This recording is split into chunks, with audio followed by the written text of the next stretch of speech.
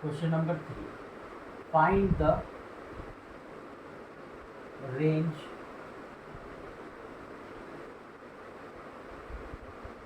of an expression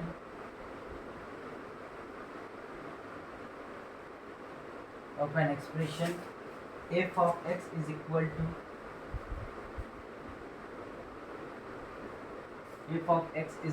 to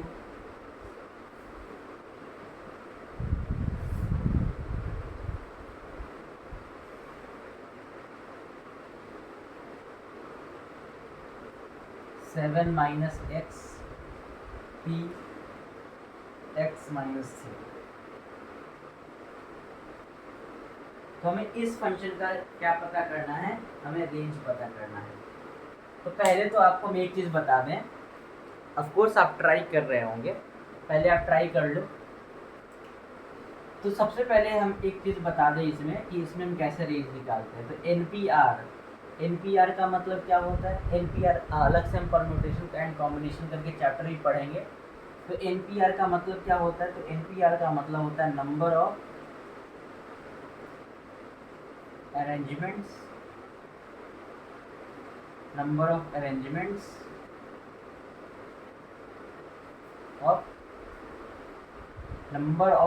NPR का मतलब है number of arrangements of n different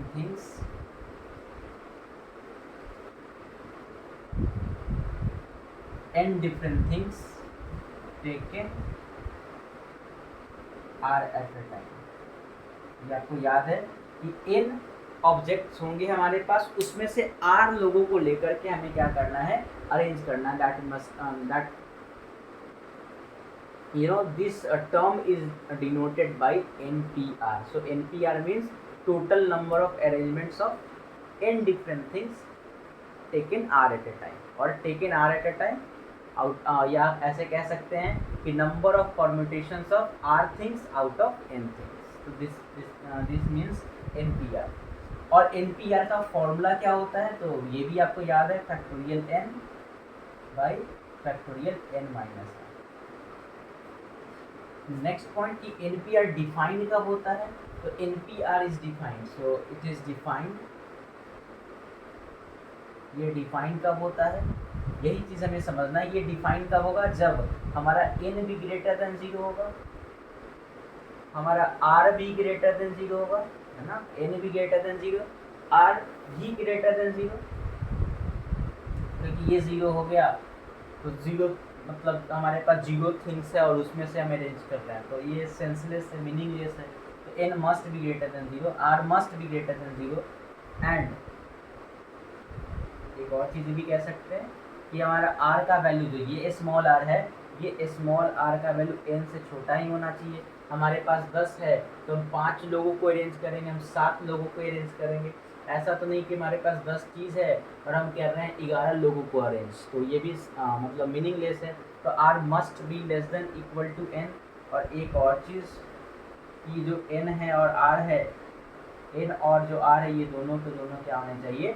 natural number होने चाहिए। तो ये अगर चीज़ होगा, अगर ये चीज़ होगा तो हमारा NPR हमारा क्या है? डिफाइंड होगा।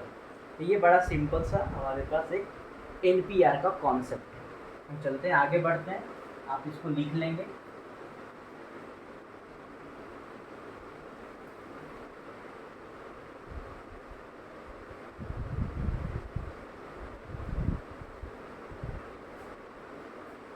सो नाउ अब हम अपना क्वेश्चन बना रहे हैं। तो 7 minus X P x minus 3, ये डिफाइन कब होगा? पहले पता करो किस किस एक्स के लिए डिफाइन है। तो हमारा ये पता है डिफाइन कब होगा। सो इज डिफाइन इफ, कब को? पहला का नंबर कंडीशन आपको बताया गया है कि ये n का वैल्यू मतलब 7 माइनस एक्स का ग्रेटर देन 0 होना चाहिए। 7 माइनस एक्स ग्रेटर देन 0 कब होगा? जब हमारा x लेस देन 7 होना चाहिए। I think I am right. अगर 7 माइनस एक्स ग्रेटर देन 0 है, इसका मतलब कि x का वैल्यू लेस देन 7 होना चाहिए। दूसरा नंबर और कब डिफाइन होगा ये? तो अभी मैंने आपको बताया कि जो x माइनस 3 है that must be greater than 0। I mean to say कि x का वैल्यू 3 से बड़ा होना चाहिए। ये भी होना चाहिए, ये भी होना चाहिए। और क्या हो जाना चाहिए? और क्या होना चाहिए? और होना चाहिए कि जो हमारा r है मतलब x माइनस 3 वो लेस देन और इक्वल टू होना चाहिए 7 माइनस एक्स, मतलब r लेस देन और इक्वल टू मैंने लिखा था n के, इसको अगर मैं सॉल्व करूँ तो माइनस एक्स इधर आ जाएगा तो 2x और ये माइनस 3 उधर चला जाएगा तो हो जाएगा 10।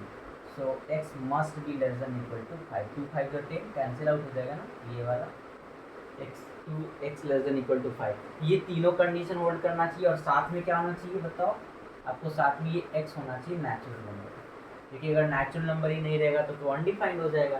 तो हम चलो इन तीनों कंडीशन से हम अपना ओवरऑल वैल्यू देखते हैं, मतलब हम अपना डिफाइंड x देखते हैं है ना, या जो अलाउड वैल्यूज है x का वो हम चेक करते हैं। तो इन्होंने क्या कहा था 7 से छोटा, इन्होंने कहा 7 से छोटा, इन्होंने क्या किया 3 से छोटा, इन्होंने क्या कहा 5 से छोटा, तो इन्होंने कहा था 3 से छोटा, इन्होंने क्या कहा था 3 से बड़ा, इन्होंने क्या कहा था 5 से छोटा या इक्वल। तो बताओ तीनों का बात मानने वाला कौन सा रीजन है? तो आई थिंक अगर आप देख पा रहे हैं ये हमारा तीनों का बात मानने वाला है। So it must be x always lying between 3 से लेकर के 5 को 5। इसका मतलब x का वैल्यू क्या क्या हो सकता है? तो x का वैल्यू हो सकता है 3, x का वैल्यू हो सकता है 4, x का वैल्यू हो सकता है 5, केवल यही हो सकता है 3 4 5। ये क्यों है 3 से 5 तक इंटरवल मैंने क्यों नहीं लिया? क्योंकि हमने फोर्थ नंबर कंडीशन लगाया कि x should be natural number. तो अगर x नेचुरल नंबर है तो x का वैल्यू 3 हो सकता है, x का वैल्यू 4 हो सकता है, x का वैल्यू 5 हो सकता है। हमें इस क्वेश्चन का डोमेन नहीं निकालना था, हमने तो ये डोमेन निकाला, हमें तो इस फंक्शन का या फिर इस एक्सप्रेशन का रेंज निकालना है। तो चलो रेंज निकालते हैं। हमारे पास पता है x के ये वैल्यूज़ हैं, अगर हमारे पास पता है कि x के ये वैल्यूज़ हैं तो हम बस क्या करेंगे, हम बस fx को सॉल्व कर लेंगे और ये वैल्यू है ना इसको हम रख देंगे और हमारे पास आंसर आ जाएगा। तो चलो 7 minus X P x minus इसका वैल्यू कितना होगा, अभी हमने लिखा था NPR फैक्टोरियल n, तो फैक्टोरियल n का मतलब 7 minus X by factorial n minus R, तो factorial n minus R, factorial n minus R. तो ये हो गया 7 माइनस एक्स और ये हो गया 7 प्लस 3 10 माइनस 2। तो हम पहले x की जगह पे 3 रखेंगे, ये हमारे लिए fx था, आपको याद है ये हमारे लिए fx था। तो हम fx का वैल्यू पता करने जा रहे हैं 3 पे। तो अगर हम fx वैल्यू पता करें 3 पे तो कितना आएगा चेक करके बताओ, 7 माइनस 3 4 और ये हो गया 10 माइनस क्या हो गया बताओ 3 2 जा 6, 10 माइनस 4 6, तो फैक्टोरियल 4, तो ये दिस विल कैंसिल। तो 3 पे फंक्शन का वैल्यू कितना हो गया 1।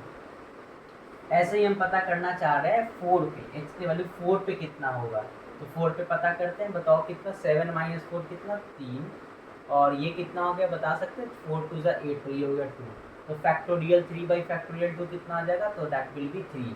तो यहाँ से f ऑफ 4 मतलब मैंने 4 पे वैल्यू पता किया तो कितना आ गया 3 आ गया। अब बता सकते हो यहाँ पे x की वैल्यू 5 पे कितना आएगा, हम यहाँ लिख दें तो f ऑफ 5, तो बताओ f ऑफ 5 कितना आएगा, तो आपको पता 7 माइनस 5 2 और ये पता है ना 5 पे 5 टू 10 10 माइनस 10, तो आपको पता है ना फैक्टोरियल 0 और फैक्टोरियल 0 का वैल्यू 1 होता है, तो ये तो हो गया 2। तो हमारे पास जो रेंज है इस फंक्शन का है ना वो रेंज कितना आ गया है बताओ, वो रेंज आ गया है 1 आ सकता है, वो 2 आ सकता है और वो 3 आ सकता है। तो इस फंक्शन का हमारे पास रेंज है 1 2 3 और ये भी डिस्क्रीट सेट है, बड़ा अच्छा आंसर है ये। तो आई थिंक ये क्वेश्चन भी आपको समझ में आ गया है। तो इस तरीके के जो भी एक्सप्रेशंस होंगे उसका रेंज आप इसी प्रोसीजर से आप निकालेंगे, बड़ा अच्छा था क्वेश्चन, तो आप अलग अलग तरीके से भी रख करके कर सकते हैं। Thank you so much.